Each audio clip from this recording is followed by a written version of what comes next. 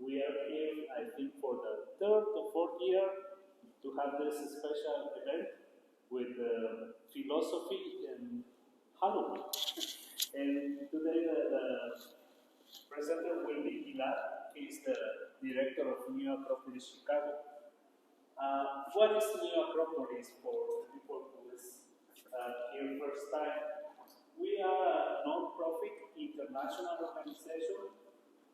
New Acropolis was founded in Argentina 66 years ago. We are in more than 60 countries, and the main goal of New Acropolis is promote the development of the human being through cultural activities, through philosophy classes, through volunteering activities, volunteering opportunities.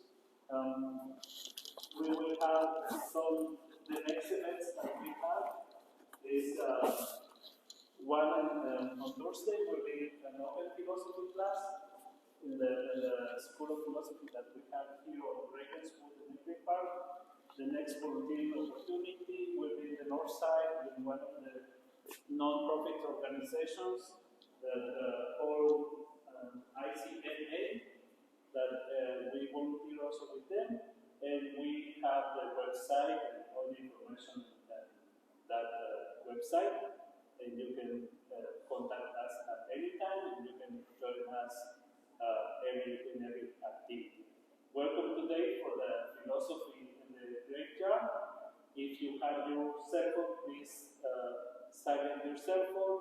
We will take some pictures to share on the social media of the New Acropolis. If you don't want to be part of those pictures, let us know, and we will work on that. And now I pass the microphone to Gilad, and thank you. Thank you for joining us. Thank you, Leo. Can you hear me well at the back? Yeah. Welcome. Thank you for coming. Thank you for coming for this Halloween special about philosophy in the graveyard, where we're going to talk a little bit, to muse a little bit, to discuss a topic that I think is relevant to all of us, which is death. Yeah. And I want to start with a story. Siddhartha Gautama, aka the Buddha, when he was a young man, his father wanted to protect him, to shelter him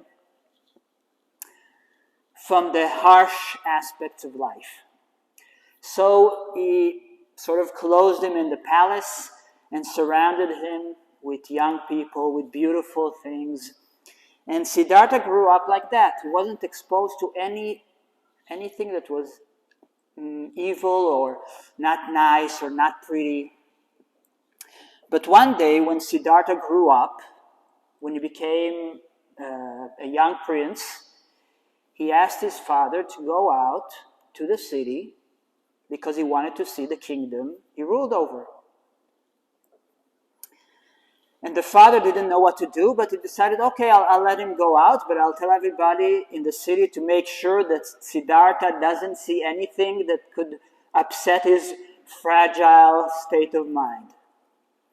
And he told the people of the city to clean up the city, to make sure that everything is pretty and nice. But, as the story tells us, the gods willed otherwise. And when Siddhartha was riding his chariot with his driver in the city, he suddenly saw this man who was walking slowly with a stick, with white hair, with wrinkles. His face was wrinkled. And he asked his driver, what happened to that man?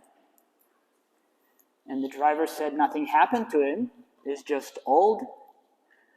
And Siddhartha asked the driver, what do you mean? What does that mean? What does it mean to be old? And he said, well, every person, as time passes, the body starts to decay, to wither, and that's natural. And Siddhartha said, will it happen to everybody? To me as well, to my father? And the driver said yes. And Siddhartha was shocked. And he asked the driver to take him out again, outside to the city, the day afterwards.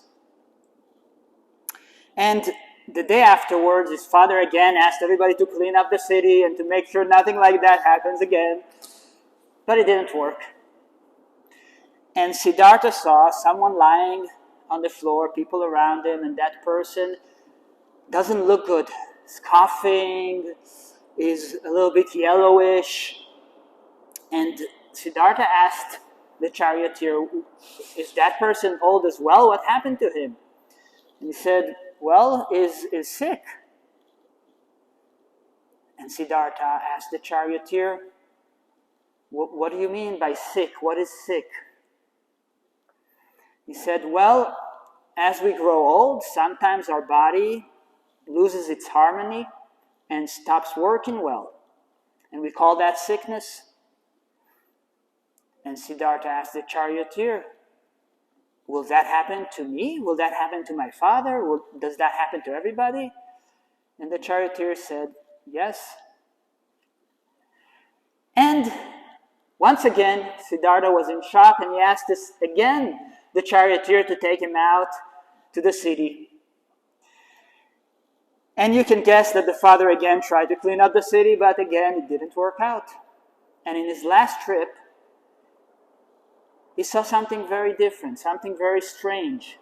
He saw a person lying on the ground, not moving, not coughing, white.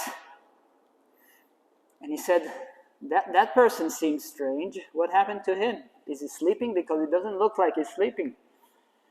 And the charioteer told Siddhartha, no, he's dead. And Siddhartha said, what do you mean by dead? What is dead? I mean, it's natural course of life. At some point in our life, we become old, we get sick, and we die. Our life leaves our body. We leave our body.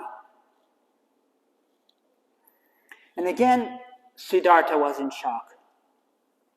And that shock, according to the story of the Buddha, was the trigger of his awakening, was the trigger that made him start to seek the cure for suffering.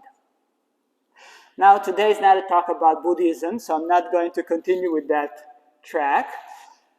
But I did want to start with that story. Why? Because it may seem a little bit strange to us. What do you mean he wasn't exposed to old age, sickness, and death until he was, 20 years old? That sounds imaginary.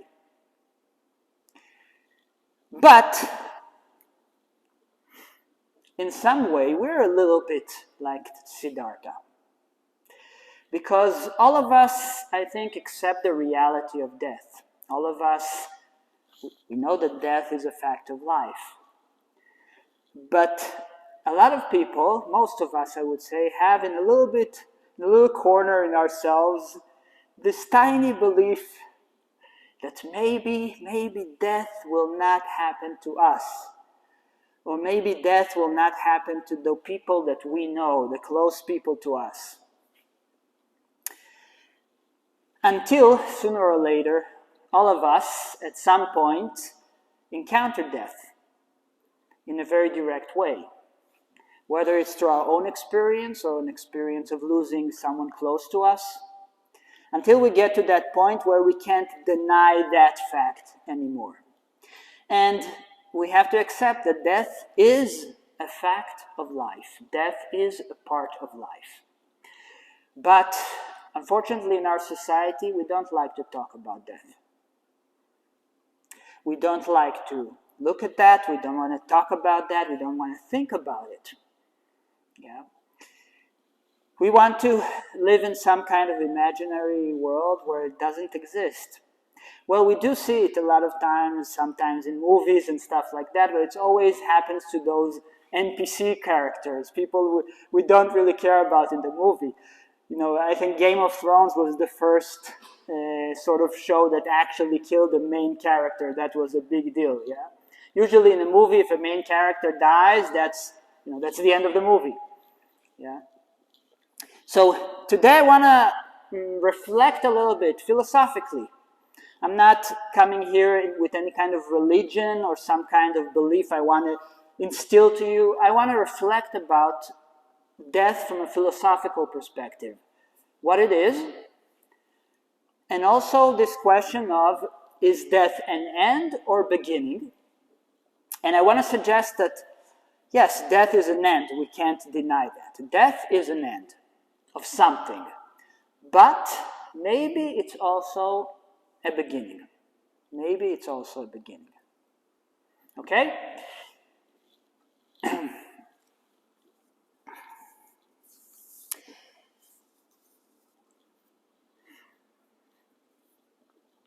It's interesting to reflect that every human being who ever lived, died. And therefore, every human being probably thought about death, thought about the meaning of death. It's common for people to ask, what is the meaning of life? We heard that question many times. But few people ask, what is the meaning of death? What is the meaning of death? If we accept that life has a meaning, and I think that life has a meaning, and we accept that death is an inevitable part of life, then death also needs to have a meaning. Yeah, I think we all accept that death is a part of life. To this point, I've never heard a conspiracy theorist saying that death doesn't exist. That's the only thing that sort of all of us agree. Although if someone does believe that, I think natural selection will, will take care of that theory very quickly. So what is death? Here I have a very, dictionary definition of death I found.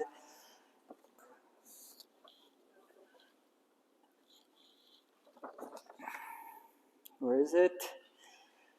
Death is the cessation of biological activity.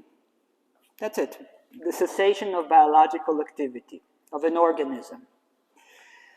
Well, that's a very nice definition of death, dictionary definition. But when death touches us personally, we don't mourn a person because their biological activities have ceased, right? We don't think about their biological activities. We think about the fact that that individual, that person will no longer be in our lives. Yeah, we think about the fact that that individual has disappeared for us. That the soul of that person, for lack of a better word, is no longer in that body. I don't know if you ever had a direct experience of seeing someone close to you, I don't know if die or after they died. There is a strange sensation that you know that this is not that person. You see their body and you just know that this is not that person. That person went somewhere. And we'll talk later about where did that person go. Yeah? But for now, I just want to think about this idea that what we mourn, what is important for us about death is that loss of that individual. The end of the existence of that individual in our lives. I want to talk about how, in that sense, death could be a beginning both from a social perspective for the people who are experiencing that death, and also from the perspective of that person himself or herself. Yeah. So, one of my first memories as a kid actually related to death, but not in a tragic, macabric way. It was when I was about 10 years old. I can actually give you the exact date, 24th of November, 1991. Anybody knows who died at that date? 24th of November, 1991. Anybody guess? No? So, I remember coming home from school and my mother and brother are in front of the television, and the television is talking about the singer who died from this strange disease, mysterious disease. And, well, it was mysterious to me. It wasn't mysterious probably to them. And I didn't know that singer. I never heard about that person before in my life. But what I heard from the TV, because they played his music, what I heard from that TV, I liked it. And from that day, basically for several years, I couldn't stop listening. I didn't stop listening to Queen. So that the guy was Freddie Mercury. I think for 3 years, that was my only band. So I was pretty annoying for 3 years, something like that, yeah. Now, why am I telling you this story? Because sometimes when a person dies, it's actually when others are starting to discover that person. Sometimes when a person dies, we have the possibility to actually see that person as they are. Because when a person is alive, when the person is working, is doing, they're just part of our everyday life. Yeah. But when a person passes away, suddenly you have the full picture. It's like taking a step back and seeing the complete work. And usually, what do we see when a person passes? What do we see usually? Sorry? Pictures, family getting all together. But what do we see about the person? What aspects usually do we see as time passes?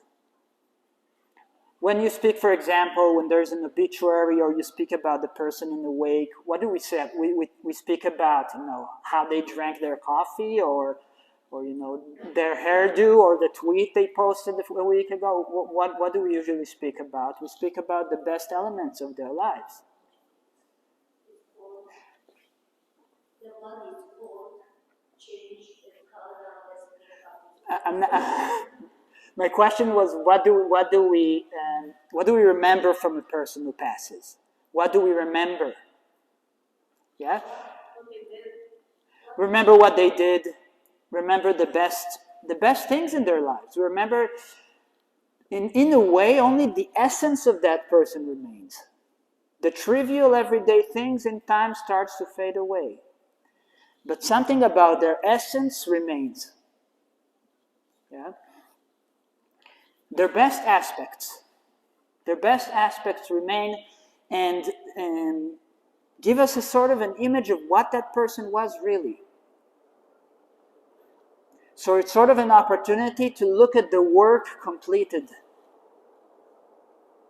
Now, of course, from the other side, this can also lead us to the question, or to question ourselves, in the sense of, what do we want to leave? Because one day we're going to leave. And what do we want to leave to those, our friends, our loved ones, the world?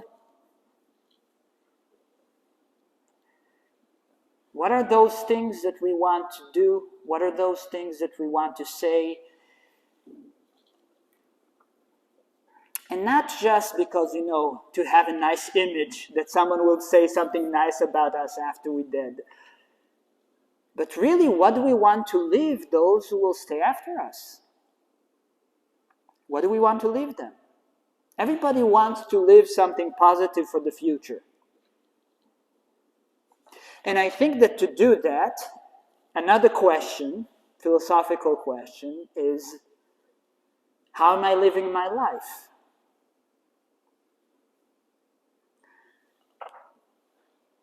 Am I living my life in a way that is authentic? Am I really trying to live? Am I really living? Because, all of us exist. To exist, you just have to be born. You just have to be born. It's not a lot of effort on your side. But to live, that's something else. To live means to bring meaning into the things we do, to be conscious of ourselves, of others, to follow up with our highest inclinations, with the best inclinations that we have and we all do, to try to make an impact. To make an impact, you don't have to be Julius Caesar or Napoleon. Yes, they also made an impact. But if we're alive, that means we can also make an impact. We can make an impact on the people around us, on our family, on our friends, on the people we work with. And of course, a positive impact is what we aspire to. Yeah?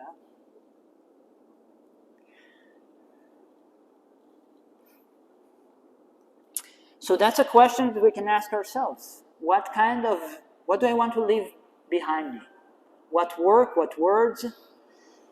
And believe me, I have a feeling nobody is going to remember that post, that tweet, that TikTok video, but they are going to remember that act of generosity, that consoling word, that beautiful text you wrote, or the song. That's what I think people are going to remember. So, in that sense, death is an end for the people who are around that person who dies, but it's also a beginning. I lost a teacher not long ago. She died in August. And a very, very important person to me. Yeah? But since she died, in some very strange way, I feel like she is more alive in my life. She's more present in my life. It's true that her physical body is no longer here, and I can't meet her anymore in person. But her teachings, her ideas, her example, all of that is within me and very much alive. And in some ways, I'm more conscious of it now than I was a few months ago, before she passed. So in that sense, death could also be a beginning. Now, is death a beginning for the person who dies, or just an end? Well, that's of course a philosophical question, and it depends very much on a certain philosophical conception. Because if we believe that, that we are our bodies, that obviously death is the end, that's it. If you believe that we are our bodies, then there's nothing afterwards. Then we, disappear or stop being, I don't know how to call it. That's a materialistic perspective of the human being. A lot of people have it. Personally, I don't have it, but a lot of people have it, and they are free to believe whatever they want. But if we consider the possibility that we are not our bodies, then there is a possibility also that there is some kind of continuity, and I'm going to look in a second about different sort of ways that different cultures looked at that continuity. But I wanted to share some interesting anecdote. So, I don't know if you heard about that, but last year there was a group of scientists in Louisville, Kentucky. And they were doing, I think, MRI or something like that to a person who was going to some kind of epileptic fit. And by accident, they did an imagery of his brain when he died. They didn't know he was going to die. He just died while he was being imaged, if that's a verb. What they discovered was very interesting. They saw that after the person was officially dead, brain activity continued in a certain area that is related to dreaming, that is related to mystical experiences, and things like that. But that was one person, and they did 2 follow-up studies on more people. I won't go into the details. And they actually corroborated the findings, and they saw that people seem to have some kind of brain activity for about 30 seconds to 1 minute after they sort of die. What is interesting is that this is the first time that we have scientific evidence, or something that could be scientific evidence, to something that we've been hearing a lot for many, many years. People who had near-death experiences saying that either they were, floating next to the body, or seeing their whole lives, go in front of them, and so on. And it also raises an important question. What is the biological necessity of something like that? There is no biological necessity. If our main purpose in life is just to survive and our physical body to survive, why should the physical body activate our brain or show us any imagery or something like that after we're dead? There is no biological necessity for something like that. So that's an interesting anecdote to think about. Okay, is there scientific evidence to possibility of life after death? And actually there is also not just this, but also there was a professor in the University of Virginia, professor of psychiatry, and he interviewed children who remember their past lives. Around 1,000 children. Yeah, his name is Professor Ian Stevenson. His work is actually continued right now in the University of Virginia. So if you ever ask yourself whether there is scientific evidence, it's actually growing. It exists and it's growing. But now I wanted to talk about some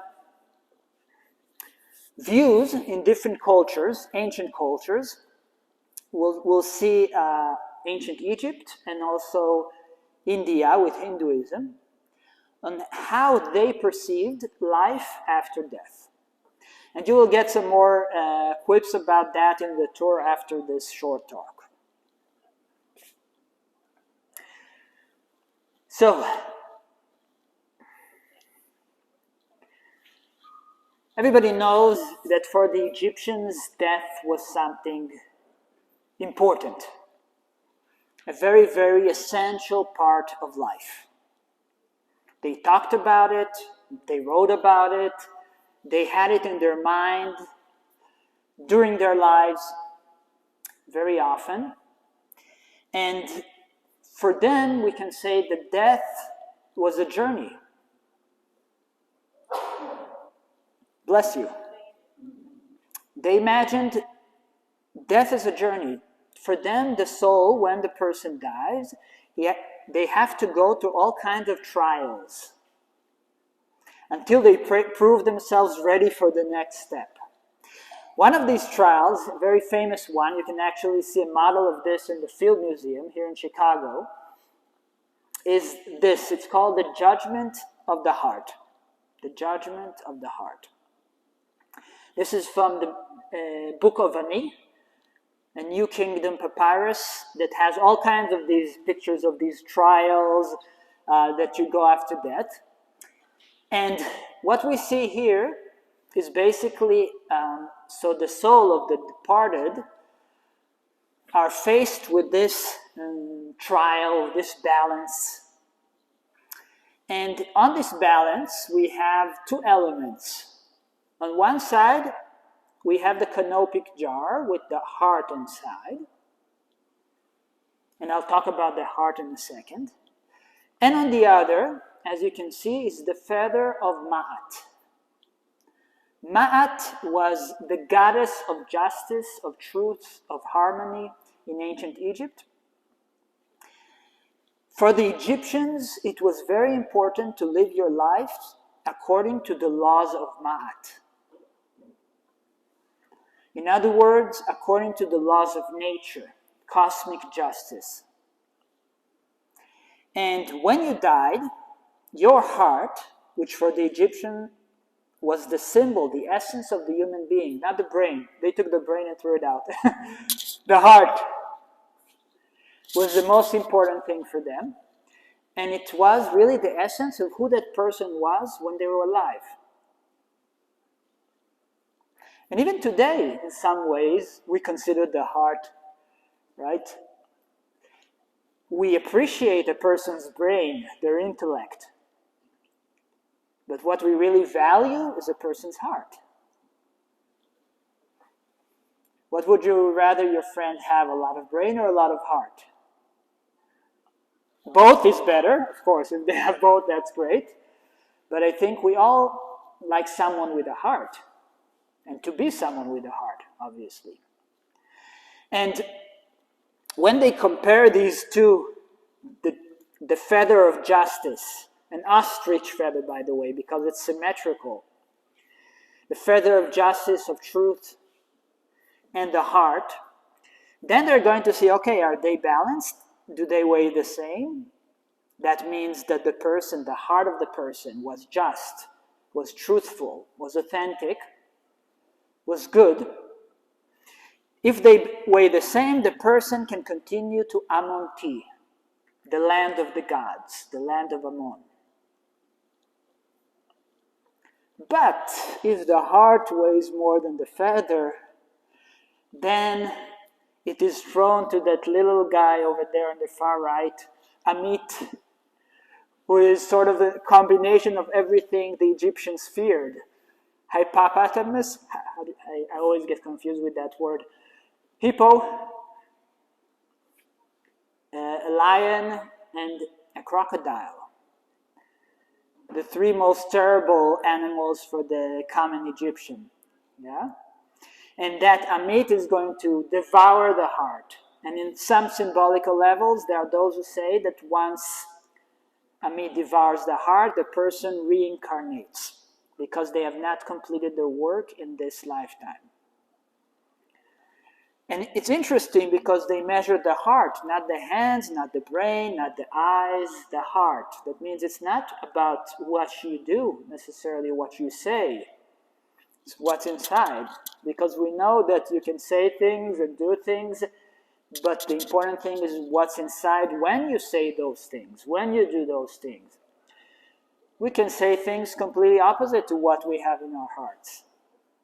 And do things completely opposite to what we have in our hearts. The important thing is what's really in our hearts. And the Egyptians believe that we can't hide it. We can't hide it from Anubis there, who is measuring the scales, the jackal god. And we can't hide it from Thoth, the ibis-headed god over there on the right, the scribe god who is writing everything for eternity. The Egyptians believe that everything we do, everything we think, everything that is in our heart is constantly being written down to eternity. We can't hide it. We can hide it from others, we can even hide it from ourselves. But not from nature, we can say. Yeah. Of course, there are a lot more symbols here in this image, but we're just going to focus on that aspect for now.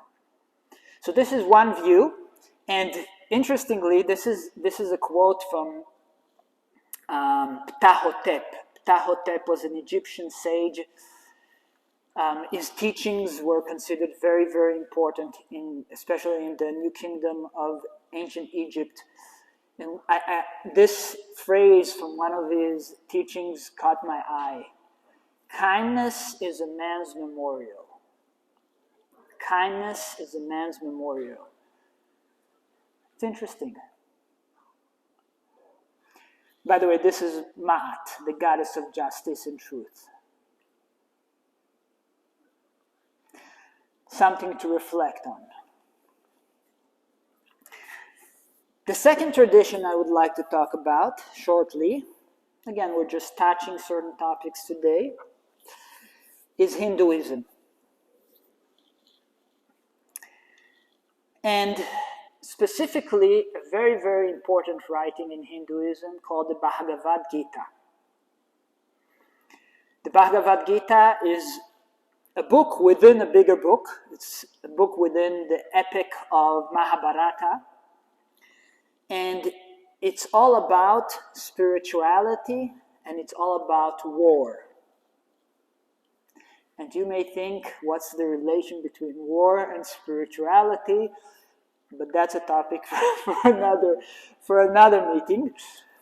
What I want to talk about today is what they say about death and reincarnation.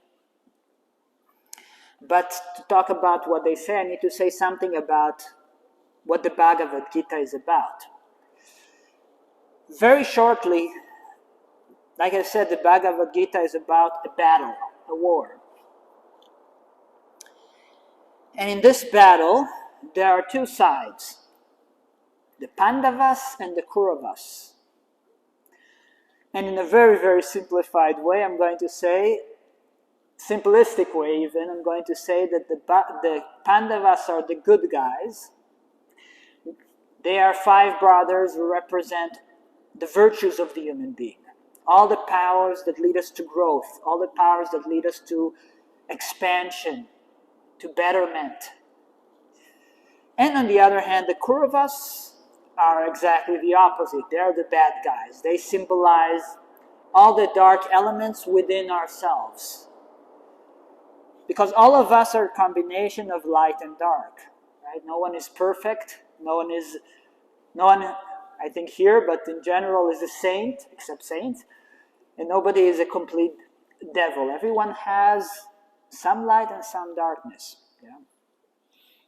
And in this battlefield, the Kauravas and the Pandavas, the bad guys and the good guys, are standing. So imagine this image, a little bit again like Game of Thrones image. On one side, you have all of them ready for the battle, the Pandavas, and then on the other hand, everybody is ready for battle. And they're waiting for Arjuna, the leader of the Pandavas, to blow the horn, the conch, to declare the battle, lets the battle commence. And Arjuna tells his charioteer Krishna, please lead me to the center of the battlefield. I want to watch and see all the sides before I start the battle. And Krishna, the charioteer, his charioteer takes him to the middle of the battlefield. And Arjuna is standing and he's looking, and suddenly he gets cold feet. Suddenly he starts to doubt himself. Do I need to battle? Why should we battle? Battle is bad. War is bad. Why not peace? And then Krishna starts to convince him and to tell him that he needs to fight. That's the whole Bhagavad Gita. The whole Bhagavad Gita, imagine time stops and Krishna and Arjuna are just having a dialogue. And the whole book is that dialogue. And it's one of the most important spiritual writings of all time. A lot of people were influenced by this book. A lot of famous leaders in history. And one of the things that Krishna tells Arjuna, one of the few things, well, of the many things, one of the first things he tells him is this. He who is born is certainly destined to die. And after death, one is sure to be born again. And the soul is never born and never dies. It is not something that comes into being and passes out of existence. Basically, he's telling Arjuna, on one hand, nothing that is born, and this is a fact of nature, nothing that is formally born, anything that comes to life can last forever. That's a fact of life, fact of nature. There's nothing we can say to deny that. Even the sun, which for us, its life is immense. We can't imagine the life, the lifespan of the sun. Even the sun will come to an end one day. Even the universe. Everything that's born, everything that is manifested, that comes to existence, eventually dies. This is something we all must accept. But then he tells him also, after death, one is sure to be born again. This is something that we don't, it's not a common acceptance, yeah? But we see it in nature all the time. So we now walking around, you're going to walk around the tour in the graveyard, we're going to see the beautiful colors of the, the trees are changing colors. And then afterwards, after they're going to change colors, the leaves are going to fall. And then we're going to have dead trees for several months.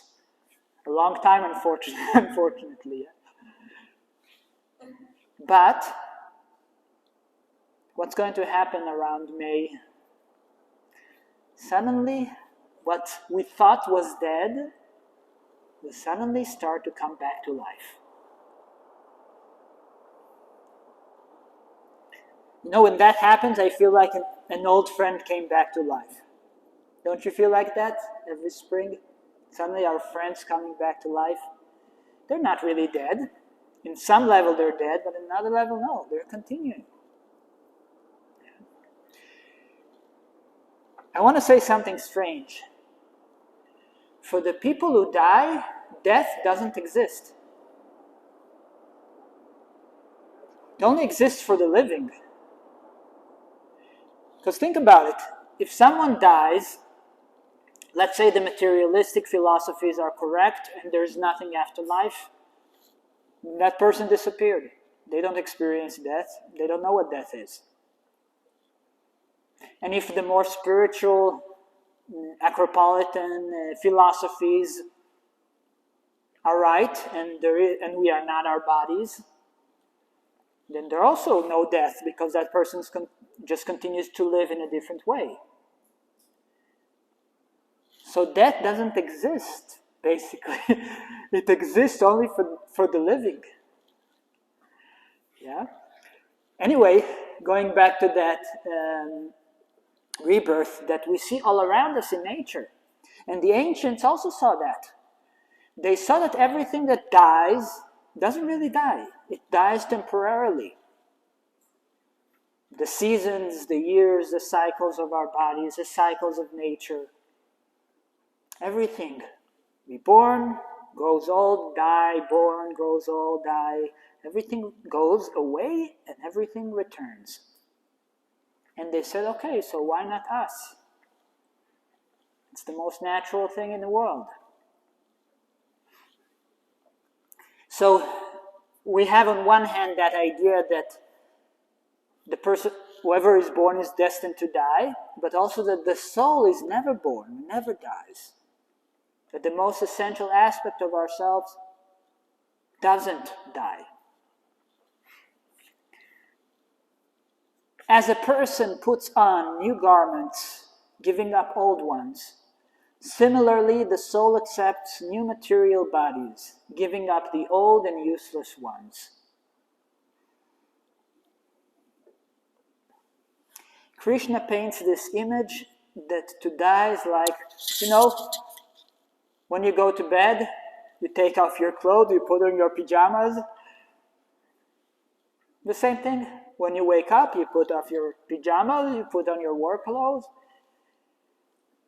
And in fact, in some level, there is no such a big difference between death and sleep.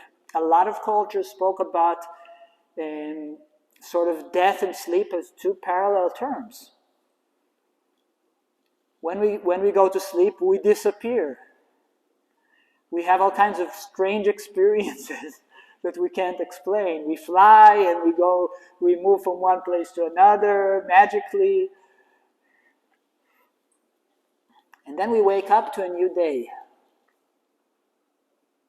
In a way, we can think about one day as a whole lifetime.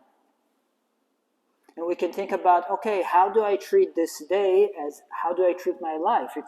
It's in a micro scale. The way I live in a certain day is the way I live my life.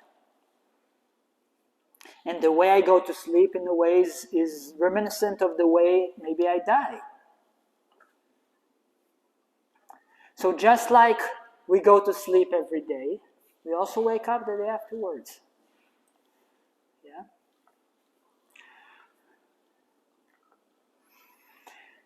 So these are only a few examples from teachings from ancient philosophies about death and life after death. And I want to end this short talk about death with a quote from Stoic philosophy. I'm sure you heard about Stoicism. From a philosopher named Seneca. Seneca was a very famous Stoic philosopher, lived in the times of Nero. Nero, you probably heard about him, was a little bit local emperor. He was very cruel, brutal, and Seneca had the unfortunate duty of guiding him as an emperor when he was a young man, when that emperor was a young man. So he didn't live an easy life. He lived a very challenging life. And in one of his books called On the Shortness of Life, he writes this book because he said a lot of people are complaining life is too short. Life is too short. So he wrote this book to answer that, complaint. And in the book he summarizes and he says life is not too short. We're just not taking advantage of the life that we're given. And one of his famous quotes from that book is that learning how to live takes a whole life. And he says there it may seem strange, but also it takes a whole life to learn how to die. And for me, these two things are not so separate. For me, to learn how to live and how to die are basically the same thing. I've been watching recently these videos on YouTube. I think it's called Nurse Julie, if I'm not mistaken. I don't remember her exact name. And she's a hospice nurse. And her goal is to make videos to explain to people what happens when a person in the last minutes of death and so on. Because she says that people are, like I said in the beginning, death is a taboo. We don't talk about it, even though it's a part of life. And she wants to make it, accessible to people, and especially show them that it's not something as scary as people imagine it to be. To show them that it's natural, and there's nothing to be scared from. And it's very interesting because she speaks very openly, and I think it's important to become conscious, aware of these things. And in one point, she says something very similar to Seneca. I don't think that she knows that she's saying something very similar to Seneca, but she says, it's very interesting, it's a phenomenon that I've seen again and again, that the way people die is very similar to the way they lived. Very interesting. If death is part of life, then learning to live better, learning, for example, to die a little every day. Does that sound strange, to learn to die a little every day? What do I mean by that? Not in the bad sense, I died a little. When somebody says that, that's not a good thing. What I mean by that is that, what is death if not to detach yourself from something that you don't need anymore? And in everyday life, we need sometimes to detach from those things that we don't need anymore. That's a little bit of dying, a little death. To let go of something that we're attached to and we don't need anymore. Because, if we get attached to things, we'll also be attached to our body. And death is going to be more difficult.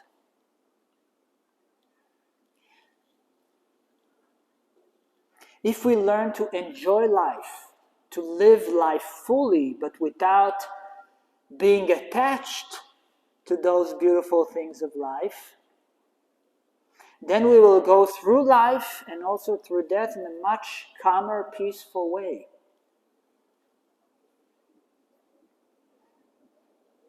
This is connecting me back to the beginning because this is exactly also what the Buddha taught. So, my message today, my final message to you then, is not about death.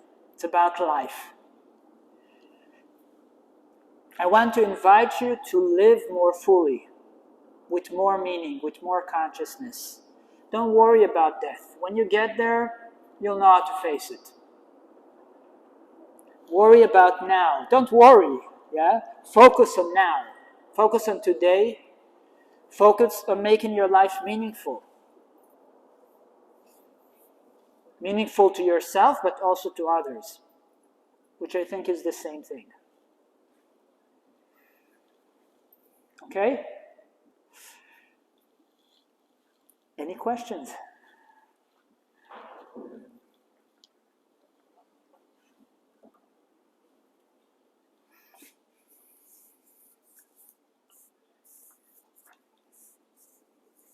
No. If you don't have any questions, yes. Who is that? Yes, David. So what the Egyptians thought about death Mhm. during the heart, and they go to the promised land or heaven, what is that? Like, if we're all here to learn Yeah. and grow Mhm. consciously, man, like, what is it for? What's the next phase? Yeah. Well, I'm not there, so. Well, there are all kinds of theories about that. One is that this is what they're equivalent to what the Buddhists called nirvana, what the Japanese called satori, a certain very high level of consciousness that means liberation from human existence, from human suffering. That's one theory, and that's the theory, my working theory. Yeah, I'm not there yet, so I can't tell you what it feels like exactly. I want to invite you also, so this Thursday, if you have availability, if you're available, we have our open class, our first open class for our Living Philosophy course that starts this week for 8 weeks. So these things that we saw today about Egypt and Hinduism and Buddhism, all these things we're going to touch much more in depth in this course. And you're welcome to come just to get a taste, try it out. It's this Thursday at 7 p.m. at our school at 4001 North Ravenswood. There are brochures and stuff like that over there at the table. Otherwise, I invite you to enjoy our tour, where you will get different perspectives on different symbols that exist here in the very beautiful cemetery. It's a very beautiful cemetery. Enjoy the tour. Enjoy the little talks that you're going to get. And I'm here. If you have questions, you're welcome to come back and dialogue with me. Okay? Thank you very much. Thank you.